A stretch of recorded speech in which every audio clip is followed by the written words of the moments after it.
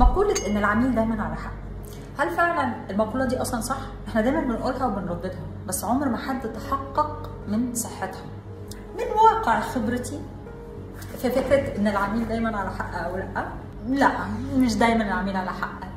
احنا بشر وكلنا بنغلط. هو عنده وجهة نظر، ممكن يكون هو مش عنده داتا كافية، فلما بيحصل والاقي كاستمر عندي متضايق او اون فاير او في مشكله حصلت، بغض النظر هو على حق او مش على حق، ايه الطريقه الامثل في التعامل في موقف زي كده؟ رقم واحد، لازم احسسه باهميه المشاعر بتاعته، وان هو متضايق دي حاجه كبيره، بغض النظر انا لسه ما اتكلمتش هو عنده حق ان هو يتضايق او لا.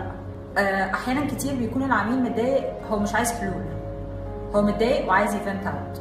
محتاج يفنت اوت ولا محتاج حلول، ولا هو ما عندوش اويرنس بشكل كافي لطبيعه الشغل بتاعنا، فمحتاج يحصل له اويرنس عشان يبقى متصالح مع الاحداث اللي بتحصل.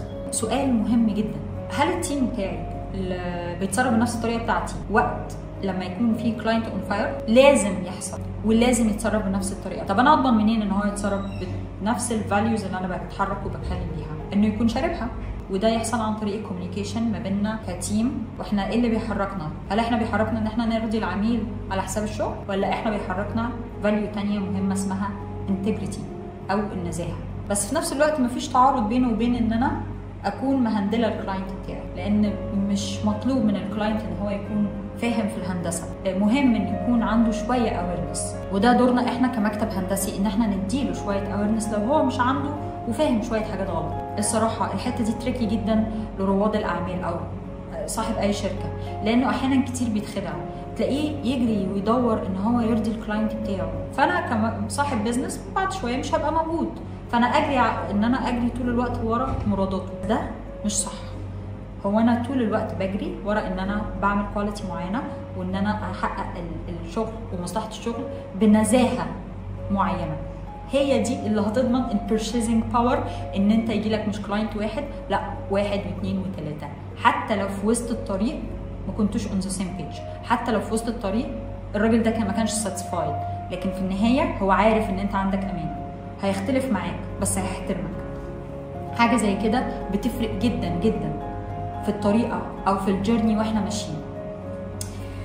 ولمزيد من الحكم والمواعظ الهندسيه في كريم دو لا كريم، خلينا نتكلم الفتره الجايه في حاجات كتيره تخص البيزنس وقيم البيزنس وازاي نقدر نحققها في الريل لايف، لان حاجه زي كده بتفرق جدا جدا، وبتكون الواحد في منتهى الحيره ومضغوط وتعبان وبياخد قرارات صعبه وفيها ريسك عالي.